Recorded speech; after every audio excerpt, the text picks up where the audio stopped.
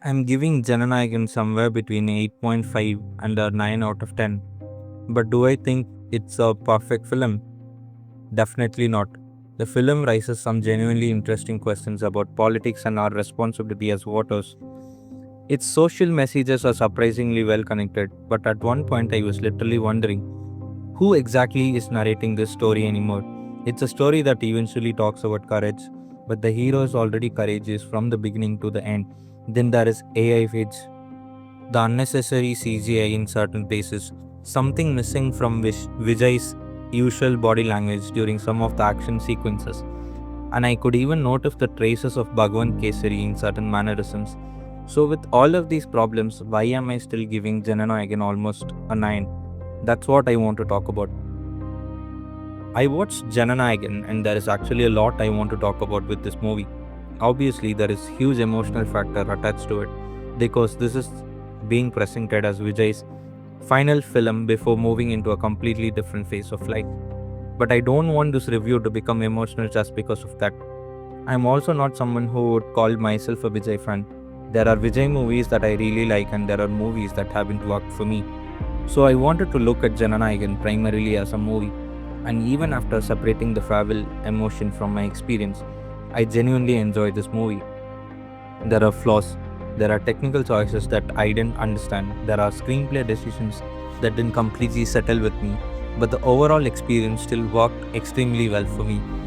One of the biggest reasons for that is what the movie actually tries to talk about.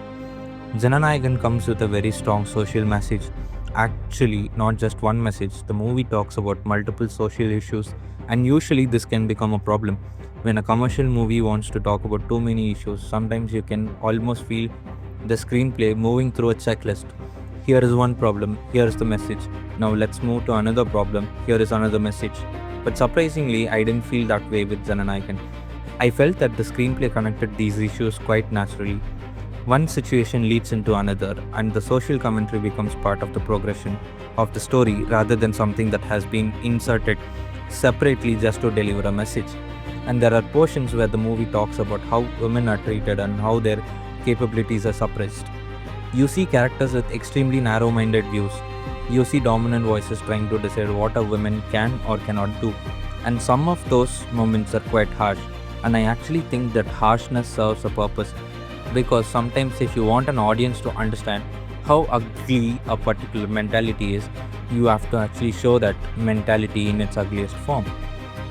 If you soften everything, you may understand the message intellectually, but you may not actually feel anything. Here, certain moments are designed to make you angry, and I think that's intentional. One political question that really worked for me, which I found genuinely interesting. We constantly complain about politicians. We blame them for corruption. We blame them for governance. We blame them when systems fail. And obviously, politicians should be held accountable for the decisions they make. But the movie asks another question. Who elected them? We did. We are the people voting these politicians into power. So if we repeatedly elect our representatives and then complain about everything that happens, where does our responsibility begin? And I like that question. Because instead of simply saying politicians are the problem, the movie also turns the question towards the audience. What responsibility do we have as voters? What decisions are we making? And are we questioning ourselves with the same intensity with which we question the people in power? I think that's a sensible question even inside the context of this movie. The movie has plenty of political references and political humor, and the theater I watched it in genuinely enjoyed those moments. What worked for me is that a lot of the humor felt like it was arising naturally from the situations. It didn't constantly feel like the movie was stopping just so somebody could look at the camera and deliver a political punchline. And even if I completely remove Vijay's current political journey from my mind, I think many of these portions would still work within a Vijay movie because Vijay questioning corruption, scams, systems, and social problems isn't exactly something new. His movies have been doing that for years, so I didn't necessarily feel that every political moment existed only because of what Vijay is doing outside cinema right now. Something I appreciated about the Vijay nostalgia. And since we are talking about Vijay, this is supposedly his final movie. That creates a very easy opportunity for the filmmakers. You could take famous dialogue from his older movies. You could keep bringing back references, you could recreate familiar moments. And every time something happens, the audience would cheer because they recognize it. But personally, when the same successful dialogues and references are reused repeatedly, it eventually starts losing its effect for me. The first time, it's nostalgic. The second time, it's entertaining. But if you keep doing it, eventually I know exactly what you're trying to make me feel. And the curiosity disappears. That's something I appreciated about Jana Nayagan. There is fan service, obviously. There are elements designed around Vijay, but I didn't feel that the movie was constantly dependent on literally recycling famous dialogues from his previous movies just to manufacture nostalgia. There were elements that felt specifically created for this movie, and I really appreciate H. Vinod for making that choice. Pacing, one of the biggest positives. Another thing that worked extremely well for me was the pacing. This is not a movie that felt slow to me. Something was constantly happening. You have information being revealed, you have political humor, you have action, you have emotional sequences, flashbacks, social commentary. There is consistently something demanding your attention. I think pacing has become especially important with the kind of audience we have today. Our attention spans have changed. If something starts dragging even for a little while, people can mentally disconnect very quickly. And personally, Jana Nayagan managed to keep me engaged for most of its runtime. I really appreciate H. Vinod for maintaining that momentum. And I also have to appreciate the editor because the editing has to support the pace that the director is trying to create. There were also places where I felt they were trying different visual and editing choices. There is some creative freedom in how certain portions are presented, and I enjoyed seeing that experimentation. There are two places where I did feel the movie stretched things slightly: the hero establishment and the villain establishment.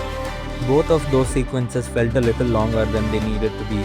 I understand why. You're building anticipation, you're making the audience wait for that presence, you're creating momentum before finally giving them the reveal. But personally, I felt both introduction could have reached their payoff a little sooner. The villain, powerful but not necessarily frightening. Coming to the villain, I wouldn't say that I personally found him frightening. At least not because of his personality, but the movie makes you understand that this is an extremely powerful person. And there is an important difference there. His threat comes from his reach. He isn't just capable of destroying ordinary people. He is shown as someone who can even affect or destroy people who themselves have power. So I wasn't necessarily scared of the villain, but I understood what his power could do. And I think that's how the screenplay establishes his threat. There is, however, one small detail about the villain that bothered me: his voice. The voice we hear during the earlier timeline and the voice in the present timeline felt noticeably different to me. The present day voice becomes much deeper, and I couldn't really understand the reason for the transition. Obviously, people age, characters change, but the voice difference was noticeable enough for me to start thinking about it. And once I started thinking about the dubbing instead of the character, it slightly affected the continuity for me. Vijay and the child. On the other side, there are portions involving Vijay and the child that I genuinely enjoyed. They were adorable. Vijay always had this particular charm when he is performing with children. We have seen that in his previous movies as well. There is something naturally likable about those interactions when they are handled properly. And I think H. Vinod understood that and used it well here. Those moments don't need huge elevation, they don't need massive dialogues. They are naturally pleasant to watch. But something was missing in the action. Now, when we talk about Vijay, there is something else that I noticed. This isn't really about whether the fights are good or bad. Vijay's action sequences have always depended on something beyond choreography. His body language, the way he stands, the way he walks into a situation, the pause before he reacts, the posture, the way the camera captures those moments, and how it even captures the ending of those moments. All of these tiny things contribute to the elevation we associate with Vijay. And in certain stunt sequences in Jana Nayagan, I felt that was missing. It sometimes felt like he had been let a little too loose within the action. I didn't consistently get that strong visual authority that I normally associate with Vijay's action sequences.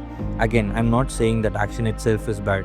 I'm saying the presentation didn't always utilize Vijay's body language as effectively as some of his previous movies have. the Bhagwan Kesari traces. And because Jana Nayagan is connected to Bhagwan Kesari, there were certain moments where I could actually feel traces of Balaya's characterization. Sometimes it was a small mannerism. For example, there is a moment where Vijay is sitting in a chair and swinging or moving the chair that didn't feel like a mannerism I would normally associate with Vijay. This looks like something that could have come from Balaya's characterization, and I found that interesting. Because when you adapt a movie for another actor, you're not only adapting the plot, sometimes little pieces of the original characterization can survive as well. Cinematography was really good. Visually, I have to appreciate the cinematography. There are some really well shot sequences in this movie. The framing, the scale, and the way several scenes are visually presented worked very well for me. And I also noticed something interesting about the overall visual language. To me, Jana Nayagan almost had two different visual worlds.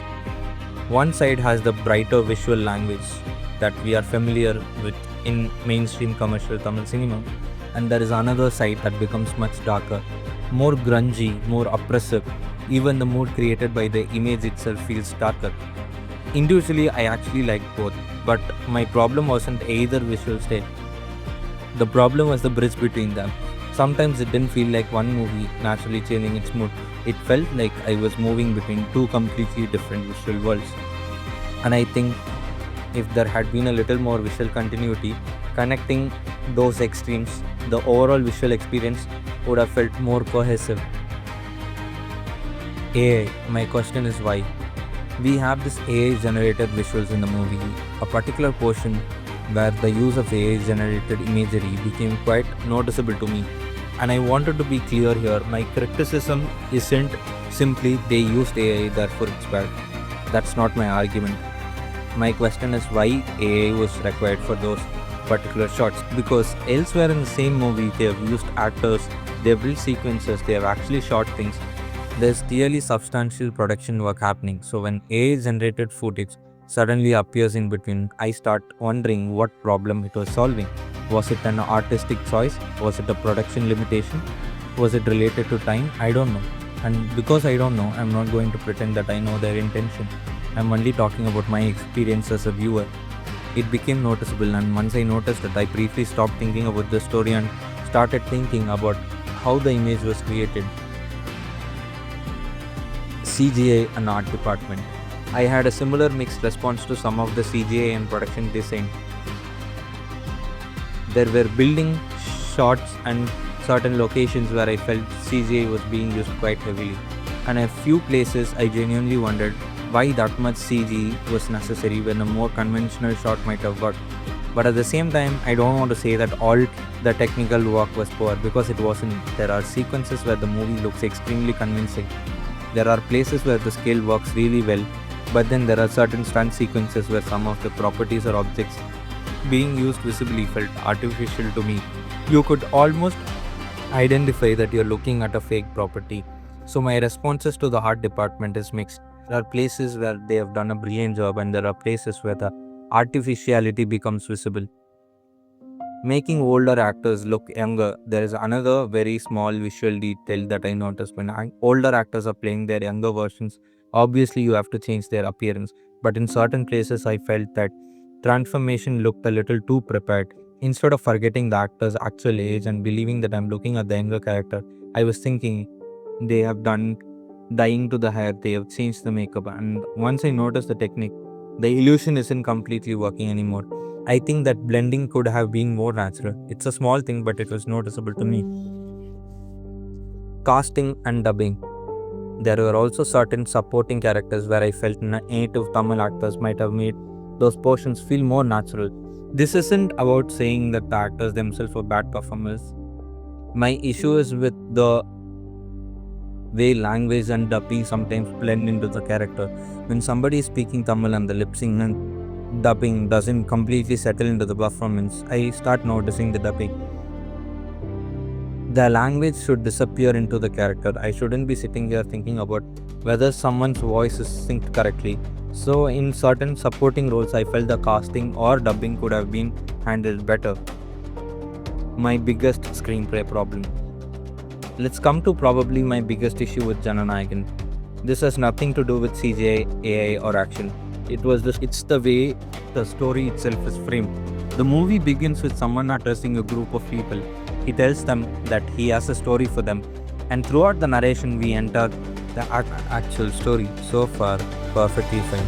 But once we are inside the story, we start getting multiple layers. There are flashbacks, there are situations where Vijay is narrating something, there are other characters through whom we learn other events, and we move through multiple layers of storytelling. At a certain point, I actually found myself asking, who exactly is narrating what I'm watching right now? And I want to make an important distinction. I wasn't confused about what was happening, I could follow the story. My question was about the perspective of the narration. If this entire thing began as one person telling us a story, once we go several layers deep, whose perspective are we actually experiencing? Eventually, the movie returns to the original narrator, so structurally, the circle closes. We begin there, we go through this enormous story, and we eventually return to the same place. So the movie closes its narrative loop, but for me, it doesn't completely close its thematic loop. And this is where my bigger question about courage comes in. The framing of the story eventually feels disconnected to giving these people courage, inspiring them through the story. But think about Vijay's character. How is he at the beginning courageous? What about the middle? Still courageous. And by the end, he's still the same courageous person. There isn't really a journey where this character begins being afraid, faces something, struggles, and gradually learns how to become courageous. His fundamental character remains largely the same from the beginning to the end. So the story very successfully tells me this was a courageous man. Fine, but then my question becomes, how does hearing this particular story teach the people listening to it how to become courageous themselves? Also, some genuinely cruel things that happen in the movie, and you can feel the audience responding to them, and that I would also consider it as a success for the filmmakers. I felt emotional in certain places as well. Anirudh, he does it again. Now, Anirudh does it again, and what I appreciated here wasn't simply that there is loud mass background score. There are different flavors in the music. Certain portions genuinely felt fresh to me. The music changes depending on what the scene wants you to feel. There are places where it elevates, there are places where it supports emotion. There is a particular moment towards the climax where I genuinely got goosebumps. I'm not going to tell you what happens because there is something else about the climax that I absolutely did not expect. The movie goes somewhere that completely surprised me, and I don't want to explain anything beyond that because the surprise worked for me precisely because I didn't know it was coming. So experience that for yourself. There is the emotional part that exists outside all the filmmaking analysis. Vijay, like I said at the beginning, I'm not a Vijay fan, but I do like several of his movies, whether you're a fan or not. If you grow up watching Tamil cinema during this period, Vijay has simply been there. The movies, songs, comedy, dance, festival releases, theatre celebrations. He's been a part of the popular cultures that surrounded us while we were growing up. At one point, during Jana Nayagan, I had this thought, this person is genuinely not acting in another movie. And that did make me emotional, not because I suddenly became a Vijay fan while watching the movie.